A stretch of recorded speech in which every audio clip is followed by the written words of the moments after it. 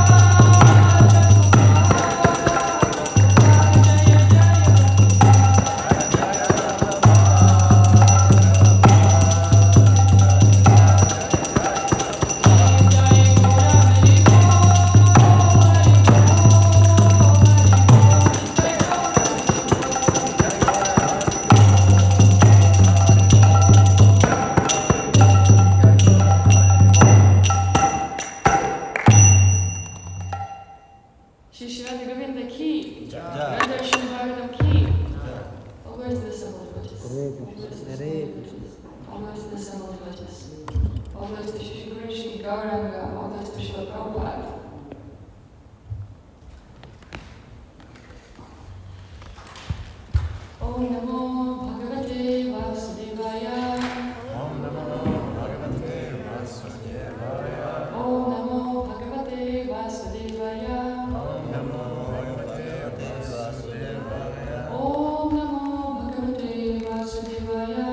Om Namo Bhagavate Vasudevaya. Narayanam Namaskritya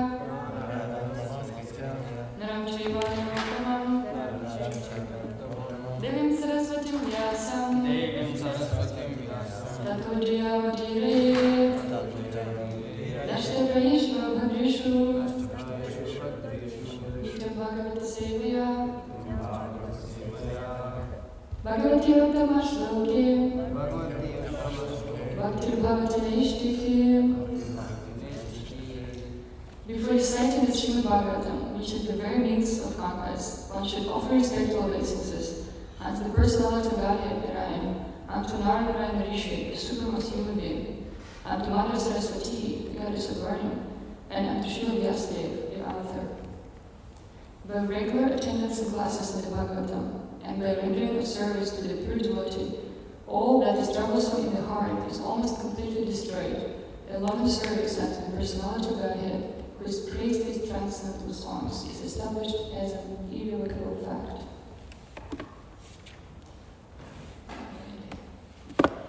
So, thank you so much for coming to the Bhagavatam class. We're going to read, I believe we're going to read 2 verses today because we skipped one on Saturday. Speaker didn't show up, as far as I remember. There's no class, no attendees. We have your permission for you too. Just I read one, which was supposed to be on Saturday, so just to yeah. 22, 23, yeah.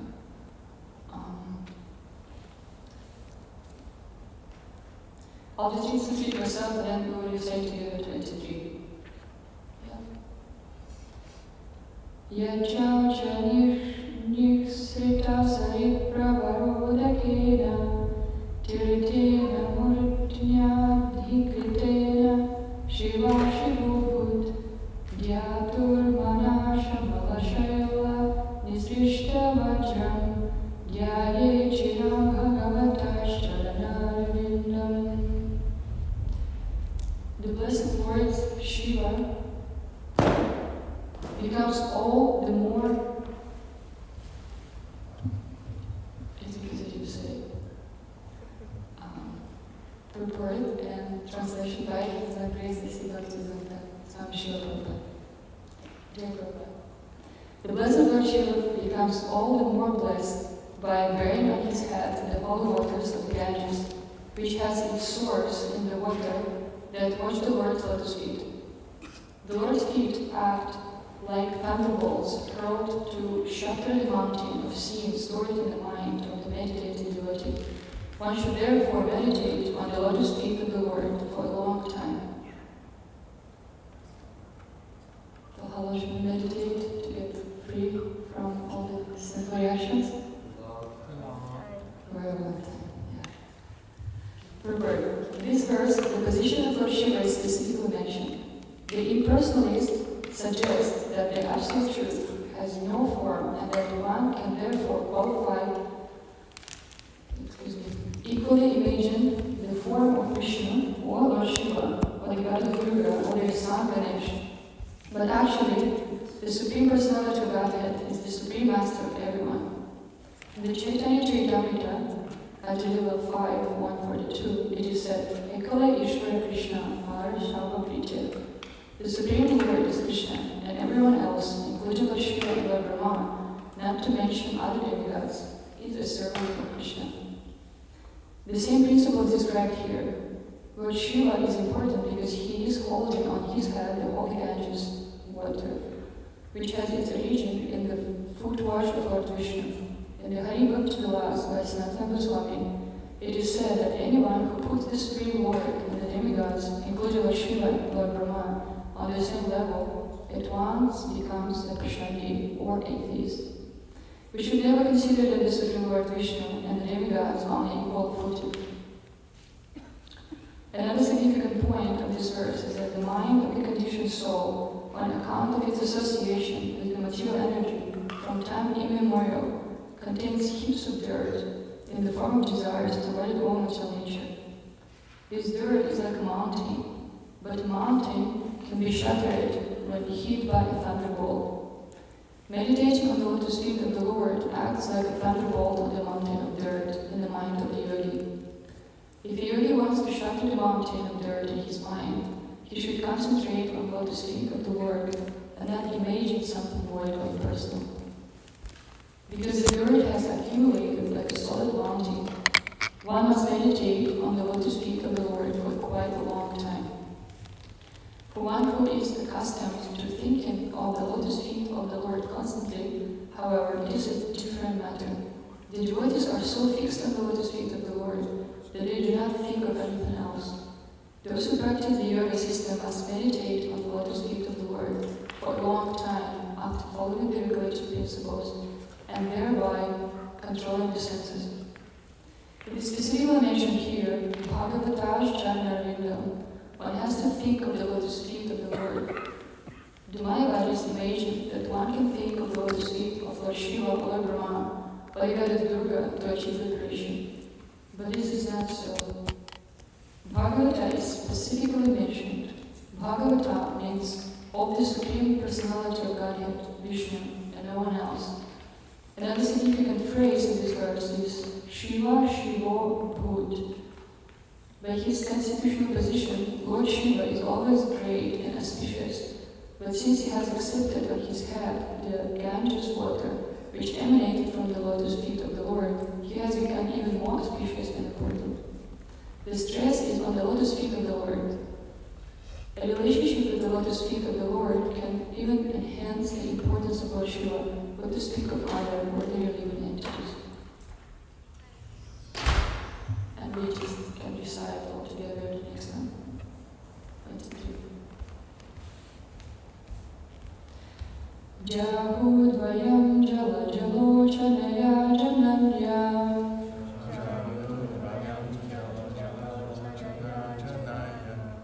Lakshya kilasya suravanditaya vidhatu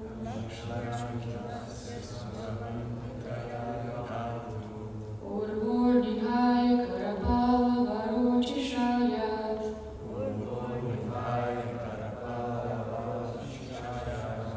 Samvaritam kriti vibhura bhavasya kuryat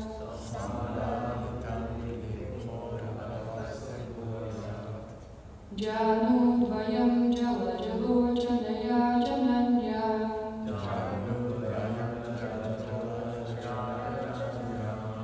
Lakshya kilasya suravanditaya vidhatu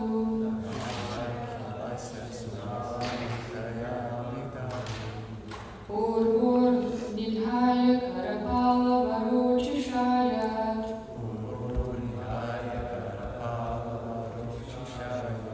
Samvaritam kriti vibhura bhavasya kuryat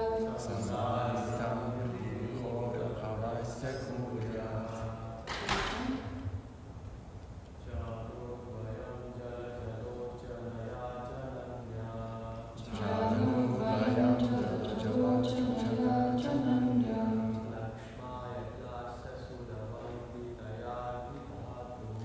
Lakshya kilasya suravanditaya vidhatu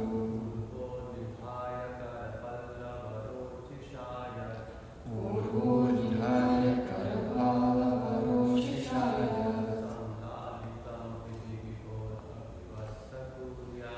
Samvaritam vibhura bhavasya kuryat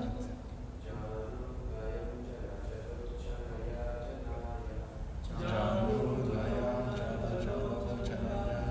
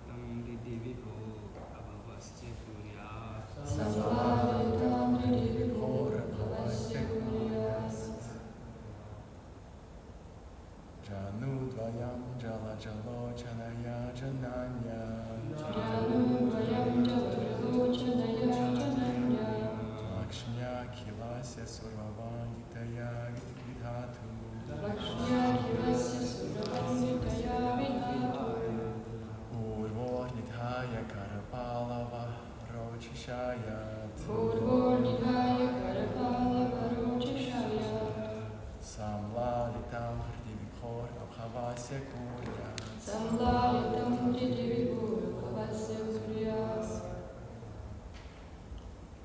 Anybody else? Janudvayam Jalajanochanaya Jananya Janudvayam Jalajanojanaya Lakshmya Kilasya Suravanditaya Vidhatu Lakshya Kilasya Suranditaya Vidhatu Purva Nidhaya Karapallava Rochishayat Purvo Nidhaya Karapala Varochishaya Samlalitam Hidivibhor Abhavasya Kuryat Samlalitam Divyāngi Bhavasya Kuryas. Would you like to try? Okay. Word for word translation. Janudvayam, up to the knees. Up to the knees Jala Jalochanaya, Jalajanochanaya lotus eye. Lotus eyes Jananya, Jananya mother. Mother Lakshmya, Lakshmya by Lakshmi. by Lakshmi Akhilasya, Akhilasya of the entire universe. of the entire universe Suravanditaya, Suravanditaya worshipped by the demigods. worshipped by the demigods Vidhatu, of Brahma. Urvo, of the thighs. Adhitais Nidhaya, Nidhaya having placed. Karapallava Karapalavaruchisha, Rochishah with her lustrous fingers. fingers Yat, which Samlalitam, Samlalitam massaged. Hridhi Hridhi, in the heart. the heart Vibho, of the Lord. of the Lord Abhavasya, transcendental to material existence. transcendental material existence. Kurya, Kurya, one should meditate. meditate. Translation. The yogi should fix in his heart the activities of Lakshmi, the goddess of fortune, who is worshipped by all demigods and is the mother of the Supreme Person, Brahma.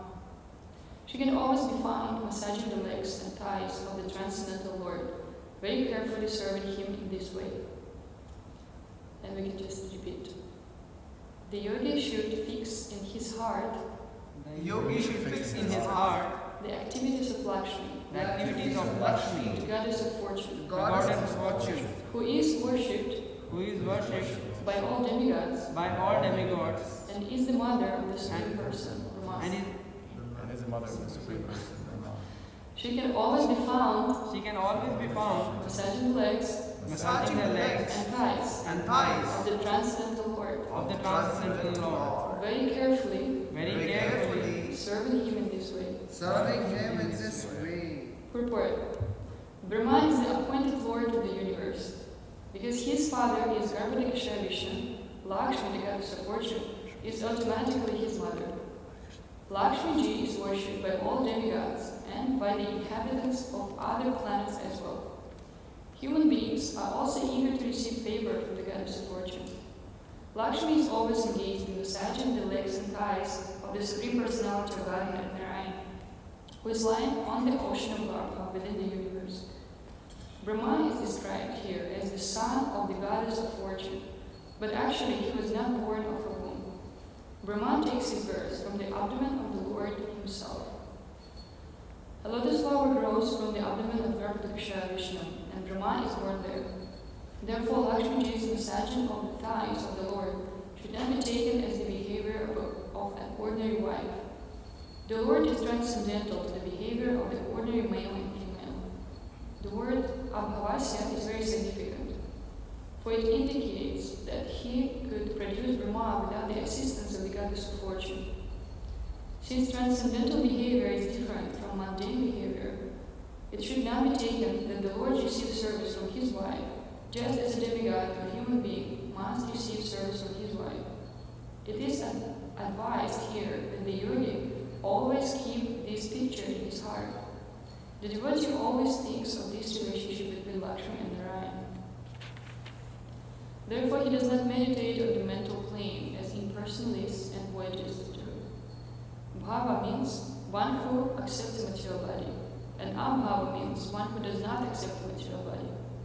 but descends in the original spiritual body. Lord Narayana is not born of anything material. Matter is generated from matter, but he is not born of matter. Brahma is born after the creation, but since the Lord existed before the creation, the Lord has no material body. Om Jnana Timirandasya Gyananjana Shalakaya Chaksharo Militam Yena Tasmai Shri Gurave Namaha Shri Chaitanya Manobhishtam Sthapitam Yen Bhutale Swayam Rupa Kathamayam Dati Svapadantikam Vandeham Shri Guru Shri Yuta Padakamalam Shri Guru Vaishnavamsha Shri Rupam Sagrajatam Sahaganam Tam Sajivam Sadvaitam Savadutam Parijana Sahitam Krishna Chaitanya Devam Shri Radha Krishna Padam Sahagana Lalita Shri Vishakam Vitamsha He Krishna Karuna Sindhu Dinabandhu Jagatpate Gopesha Gopika Kanta Radha Kanta Namostate Tapta Kanchana Gaurangi Radhe Vrindavaneshwari Vrishabhanu Sute Devi Pranamami Hari Priya Panchakalpatarubhyascha Kripasindhubhyameva cha Patitanam Pavanebhyo Vaishnavabhyo Namo Namaha Jai Shri Krishna Chaitanya Prabhu Nityananda Shri Advaita Gadadhara Shivasadi Gaura Bhaktavinda Hare Krishna Krishna Krishna Hare Hare Hare Rama Rama Rama Hare Hare.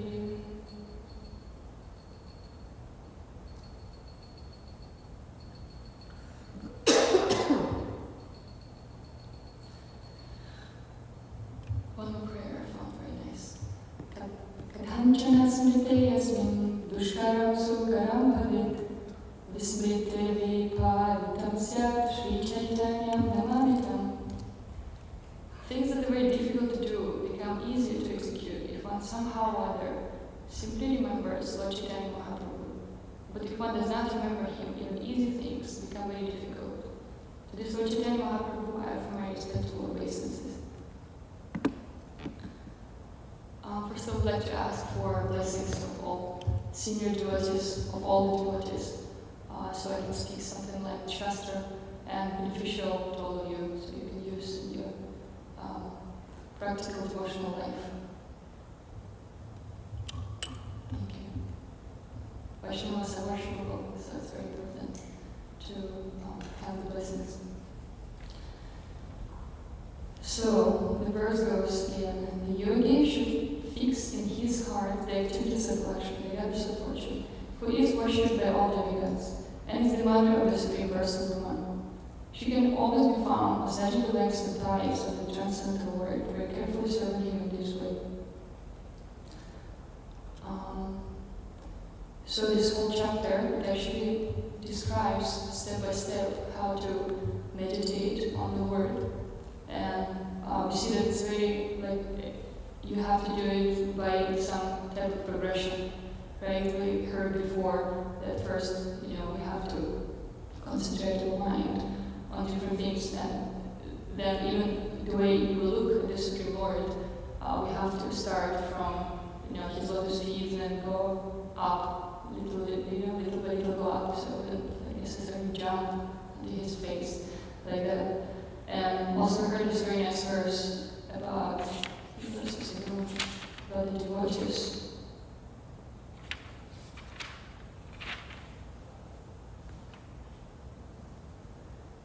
Yeah, this was very nice. The glory of the Lord is always worth singing, and his glories enhance the glories of his devotees.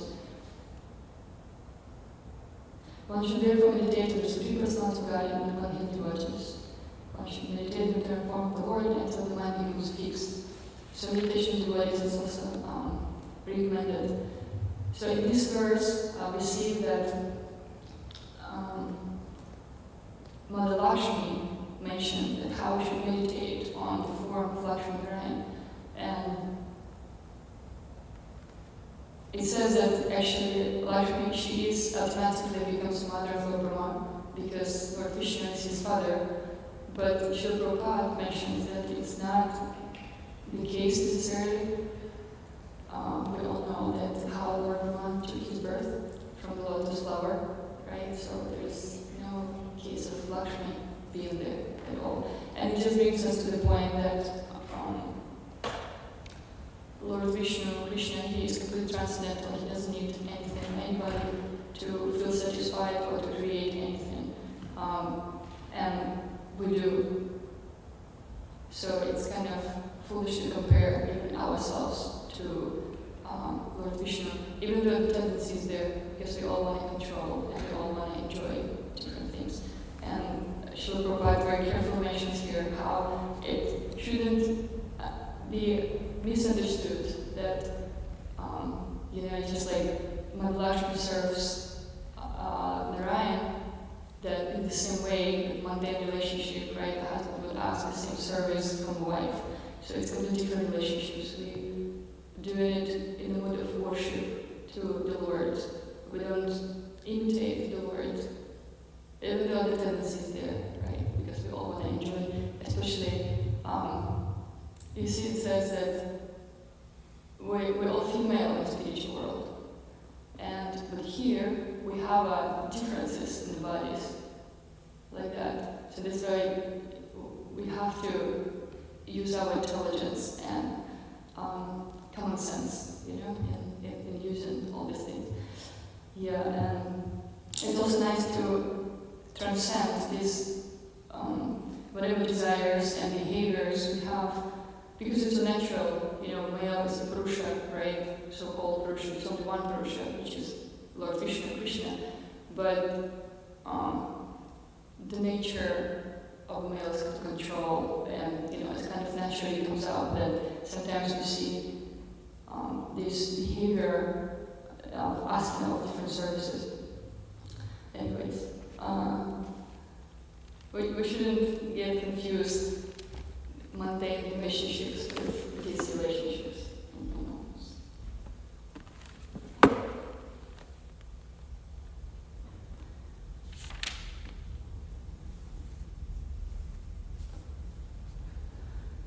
And of course, we know that Lord Vishnu, he is the father of everyone. Actually, mentions in Bhagavad Gita how Lord Vishnu is not only father of Brahma, but he is father of every living being. He says that I'm the seed-giving father.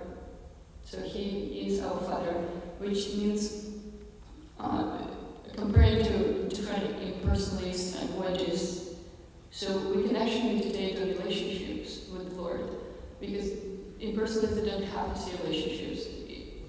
Maybe they do, but on a very basic level, they're always relationship. Yeah, that's right. But it's not like a relationship of love or admiration or anything like that. So, and what Bhakti can offer, what other cultures cannot offer, is actually develop relationships. And there was one story I heard how it's about basically the trust, how we can develop very, very deep trust in Lord as our Father. So just to, kind of give the understanding how deep it can be. We don't necessarily come from good backgrounds, not all of us, at least, right, to have this actual experience of what, a good father could be. But the Lord, he is perfect. He can be perfect father, he can be perfect friend, and all the different races. And there was a story how it was a plane ride, and there was a little boy sitting in the plane, and the plane was going into turbulence, and everyone got scared. It's pretty intense. It can be pretty intense sometimes. But this little boy, he wouldn't mind. He was just, sitting there like nothing's happening.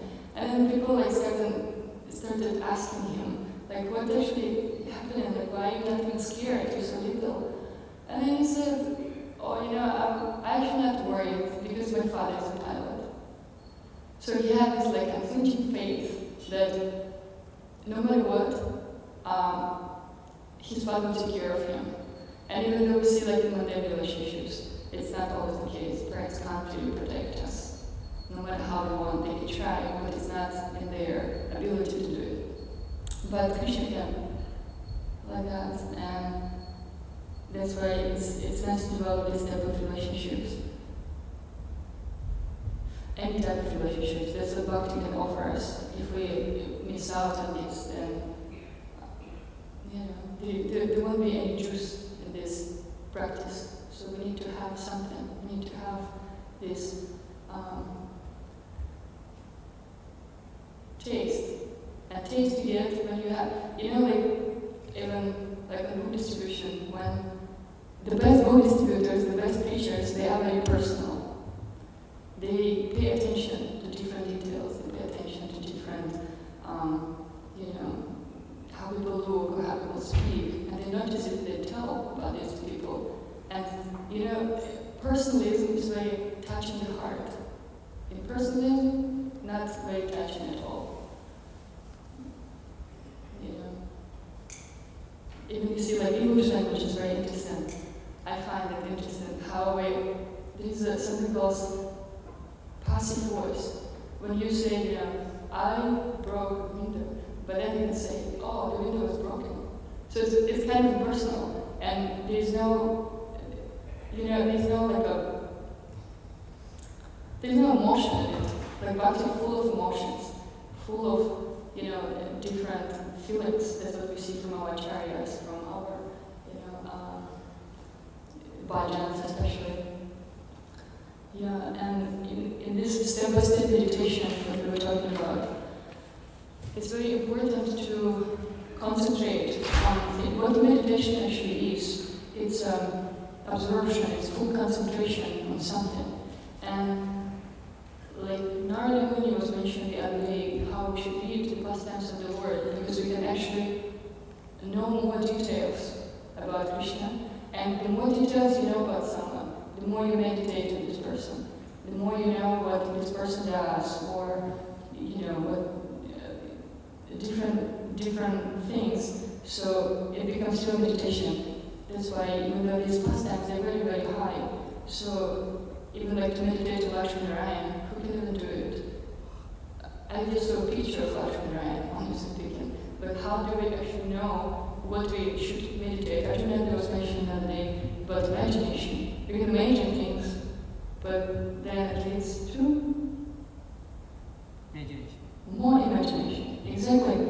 I was just talking yesterday to one of my friends, and they were just saying how they got advice they're like, hey, you want to chant backgrounds? Why don't you take intoxicants? And they were very serious. And they were telling me this, and someone told this to my friend. And I just couldn't get it. Like, this is just imagination. Even though it might seem, like, oh yeah, I might feel differently, but it is not how it works. Similar like with this meditation, we cannot really jump into something. Even if I want to think about Lakshmi Narayan right now, I have no capacity to do it. I have no knowledge. I have no realizations about this. So it's very important to jump. It's kind of like when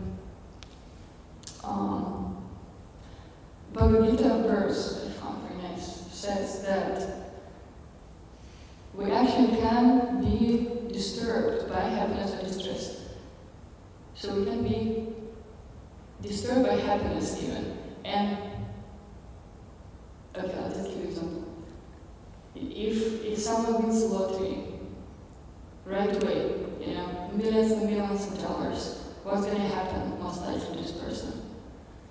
He or she just gets overwhelmed, right? And then most likely it's real stories, how they just get overwhelmed and they just, going into, hard life, like that, they lose everything. Because the person wasn't ready for that. Even though it's a good thing, right? It's something we desire. Like Lakshmi, everyone desires Lakshmi in their house. I'm sure there's a Lakshmi in every Indian home. People can tell you like that. And when we gradually go into something, it works basically for any process. We have to develop relationships. We have to develop our realization. You know, if for example you own a house or something and someone gives you this house right now, you wouldn't even know what to do with it. But because you don't own it yet, you know, this realization. But if actually, you know, you want it, and then you develop it little by little, you earn money, you know, you're going to build it, whatever you want it, and then you already plan, you know, how you want your rooms look like, then you develop this, you know, this sense of, you know, like step by step, you start owning it. Like whatever we do, we have to own it. Even now, spiritual practice, we all follow the same rules, but there is something that connects you. It's very unique. Connects you particularly to Krishna. There is no relationship like yours, with personality with that. And it's very beautiful, like that. And that's sort of the same as meditation. We can't really just jump into, you know, say that, yeah, you know, I just meditate on Radha Krishna Lakshmi and don't go through the process. Everything is a process. And if we just trust our spiritual teachers, they already know the process. It's not a story. I was teaching how to make bread to someone the other day, and sourdough bread is really complicated. But anyway, this person, they said, "Oh, wow, it smells so strange." And then another comment was, "Oh, the texture is so strange." And I was just thinking, you know, there is a process. The same with bhakti. It might seem strange sometimes, you know, how strange for, you know, all the people outside can be these programs, right? What they follow. Like, it's like, what are you doing? That's so weird. But this recipe is proved. You know, I made bread maybe 100 times already throughout this last year. And I know it works. If you just follow without, you know, thinking about how it smells or thinking about how it looks like, you know, you'll be successful because it's proved recipe. And the same with bhakti. You know, if it was already proved by all our acharyas, by everyone. And if we just follow, we will be successful. And for this, someone was mentioned the other day, I believe, but with Sanandishcharya, that we have to have enthusiasm, patience, and confidence. It's going to work. So it's important to combine these two things. You know, we don't just tolerate and wait for something. We have to be infused with truth, which you derive from your own relationship. And your relationship means your own bhajan. Bhajan means you chanting, you reading, whatever you do without anybody tells you. Yes, this little girl came up to me and she asked me a question. How do you chant japa with love?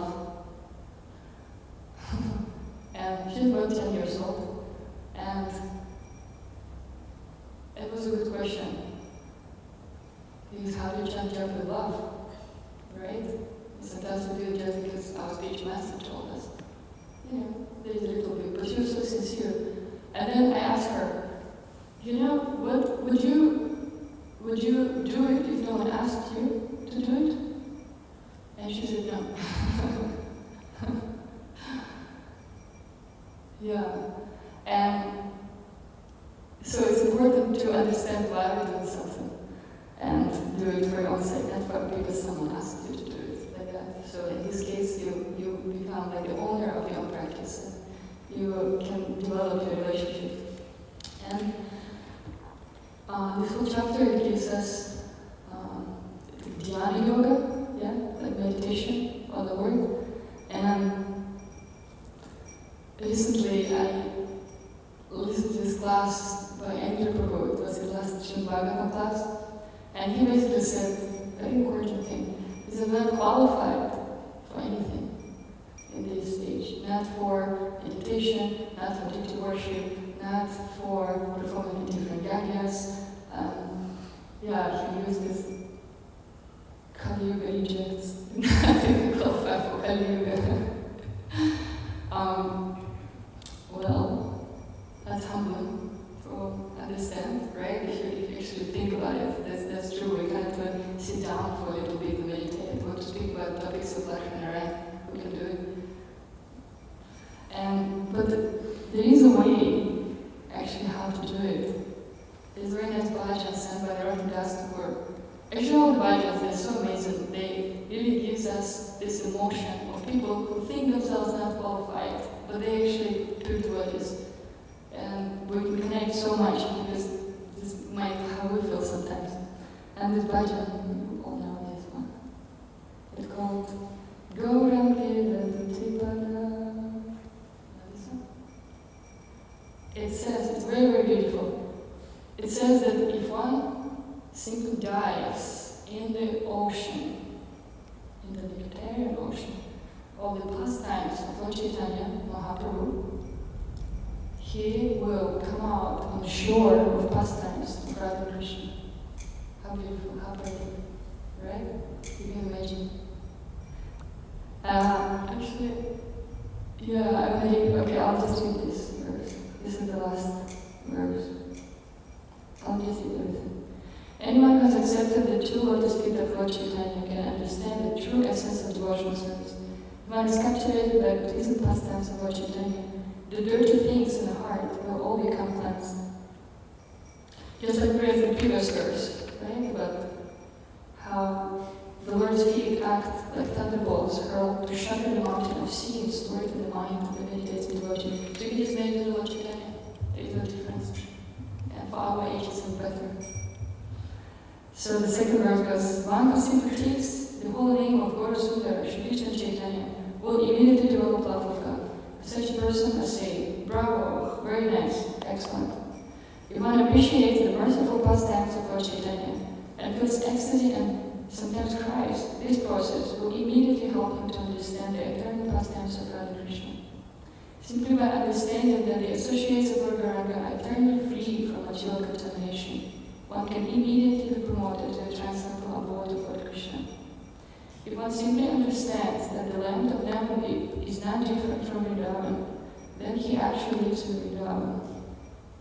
If one says, let me dive deep into the waves of the Nectarian ocean of the transcendental loving movement introduced by Lord Chaitanya, he immediately becomes one of the confidential devotees of Radha and Krishna. It does not matter whether one is a householder living at home or one prostitutes and exiled in the forest. If he chants O Gauranga and becomes a devotee of Lord Chaitanya, then the Narottam Das begs to have his association. This is our only qualification, by the way. It's not that we qualify for that, but Lord Chaitanya is so merciful that we can beg and beg and beg him to give us a little bit more mercy. And if we just follow in his footsteps, and it's actually, if you read like Chaitanya Charitamrita or Teachings of Lord Chaitanya, it's simple. All Chaitanya Mahaprabhu wants to distribute this knowledge. Like whole book about it, all book about Kirtan, all book about how to distribute it, different ways, different devotees, but it's all about, the essence is that we just have to tell people about it. We have to tell people about Chaitanya Mahaprabhu and Krishna. And in this way, we become a little bit more qualified. We can depend on the mercy of Lord Chaitanya. And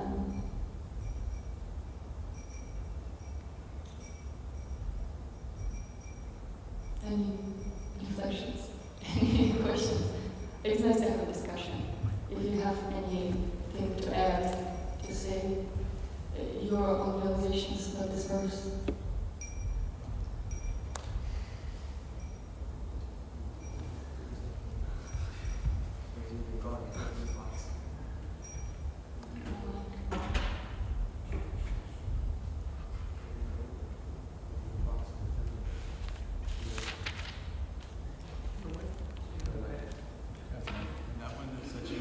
While you're looking for Mike, I can just add something that, initially, just to connect to this verse,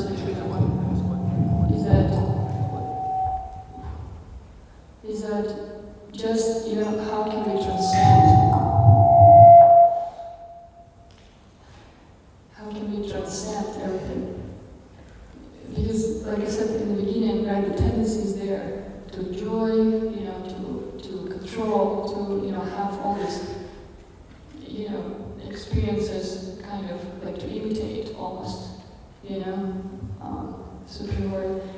how we can transcend it, really, we have to do more service.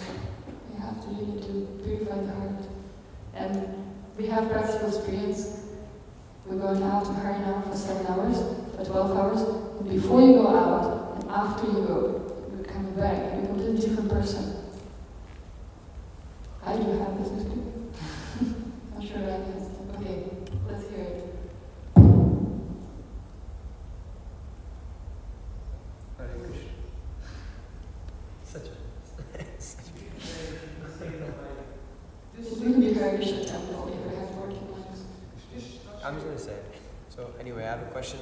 I appreciated the class and nice taking this topic of meditation, lotus feet of Lakshmi Narayan, and then it mentioned how we should meditate on the lotus feet of Lord Chaitanya Mahaprabhu. That's our process. So I'd be interested to know, why is it that, why does Srila Prabhupada give us instruction to read through Srimad Bhāgavatam, which is essentially pastimes of Lord Krishna? You mentioned this the Bhajan by Narottam Dasa Goswami, drown in the ocean of the pastimes of Lord Chaitanya and wash up on the ocean on the shore of the pastimes of Krishna. So then why is it that Srila Prabhupada is first of all giving Krishna book, and then also having instructing people to read through all of these Srimad Bhāgavatam before they go to Chaitanya Charitamrita, if it's true that we have to go through the pastimes of Lord Chaitanya Mahaprabhu first? Yeah, why Srila Prabhupada gave us all these books? Srimad Bhāgavatam, if we have to go through our spiritual teachers and Lord Chaitanya Mahaprabhu, and we couldn't just read this, we have to know what our goal is. If we might not understand different things about Radha Krishna Lila, we might actually don't. But it doesn't mean we're not supposed to read it. Because if we don't read it, then we don't even know what is reality, what is going on. If we also when we read it more of these topics, we actually develop taste for it. The goal is something you just must have it. You have it, but it doesn't mean you can achieve it tomorrow. Like I said, we have to develop ourselves. We have to actually go through the process. Some example it can be, like about this art school I'm taking classes from. The goal is there, to paint a picture like this, right? Like this. But then I have no qualifications for that. But this is my goal, and I might think. I'm like, read about it, or I think about it, and I'm like, oh yeah, I can do it. But then when I try, actually, it is not there. I have to learn. I have to educate myself in these things. The same with all these books, right? When we know what is happening, right? We can have, clear picture where you're going. If you don't read these pastimes, right? If you don't know the details, what kind of, rings Radharani wears, right? Or what's the names of her parents. You don't have clear picture, idea what is actually going on, what's happening. But if you know all these things, it's very, you already know what you want. I want to be there, be one with parents. It's kind of esoteric, but it's good to have this goal like that. And of course, especially in the Bhāgavatam, Srila Prabhupada gave us. There's so many devotees in Srimad Bhāgavatam, and they're all going through different stories, so we don't have to go through these stories. We can actually learn from here how to not make these mistakes. We can actually see what's going to happen if I follow this path. Because it's there. Any story you read, you kind of, I have a desire, yes, then, this kid has a desire, then this is what happened, he gets it, and then he suffers, and you can actually see what's going to happen, so you don't have to experience it if you don't want. If it's called first-class intelligence. Just by hearing, you don't only repeat it. By hearing, it's enough for you. You're not going to do it like that.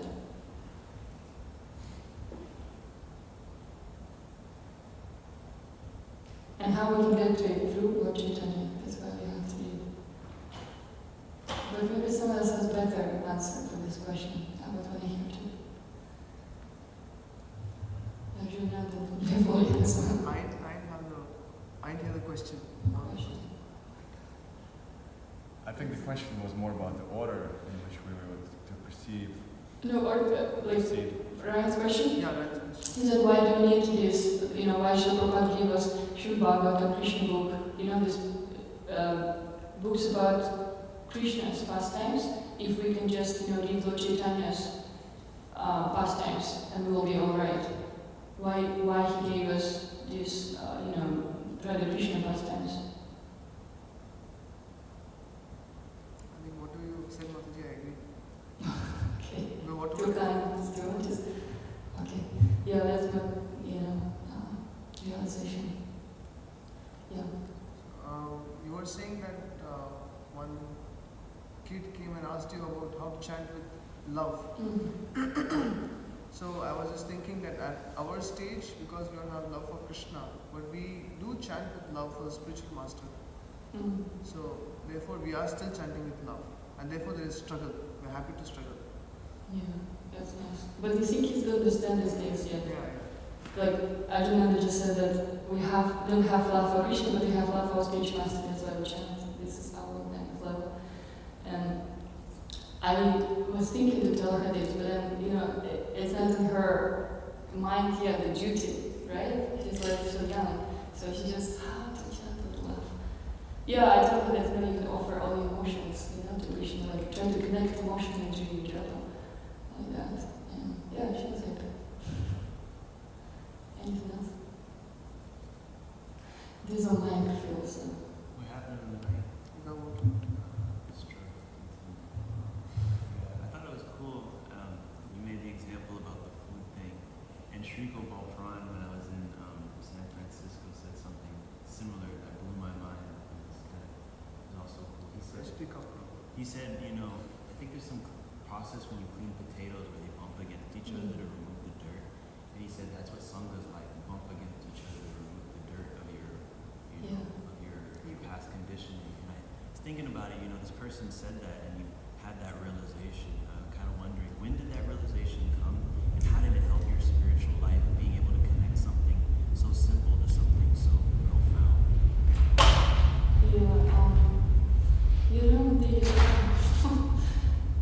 The food realization. Because this is, whatever you do, you have to have emotional connection to it. Otherwise, it's dry. You cannot do something that's dry for a long time. You'll get bored, you'll just find something that you actually have juice from, like that. And if you like something, you don't even think how you're doing it, like baking, right? For me, or cooking. And food is pretty good analogy, I think, because everyone is cooking here, right? All have different realizations. And when you actually do something what you like, you can connect to it. Anyway, I want to say that bhakti, this is something what we do all the time. I mean, cooking is also bhakti, if you think, but when you do what you like, you can have some realization about your spiritual life, because it's always in the background, at least it should be in the background, but it's kind of in the background. Oh, how do I chant my japa better or something? And then you're cooking like, oh my God, this is what I've been doing, And about this process, everything about the process, if you think about it. Like even cook, you have to put everything together and wait till it all gets, nice and done. You can't just expect from food, you jump in the kitchen and then in a second it's all done. That's why patience is so important. In the process, right? Don't think that this chanting and dancing won't lead you to the desired success, result. It will, if you do it. He says, if you do it, right? Because if you do it, it will work. If you don't do it, you just look at the painting for 10 years, you will be able to draw it. You have to do something. That's why we chant japa, right? And we chant japa, and you have to prove. That the material life, it's quite tough. And if you're not going up, all the time, little by little, you're automatically going down. It's just like an escalator. You know, if you don't endeavor to, you can't have your japa every day the same, kind of like, oh yeah, it was good, because it's not the case. It's either worse or better. Worse or better. It cannot be on the same level like that. And you can, you know, if we're sincere with ourselves, we know how it is. And of course, it says the japa, it's actually part of our service. How we do japa depends, everything depends on how we do japa. You did good japa, you know, you will have a good day of service. But Shashika Prabhu says, somehow these people know that, you know, I didn't chant my good japa. That's so sweet. Yeah, they do. They do. Yeah, because you don't feel you're 100% best. So japa. Get your bhajan on. Okay, thank you so much for coming. Granprashan Bhāgavatam ki jai. Gaur Bhaktarinda ki jai. Prabhupada ki jai.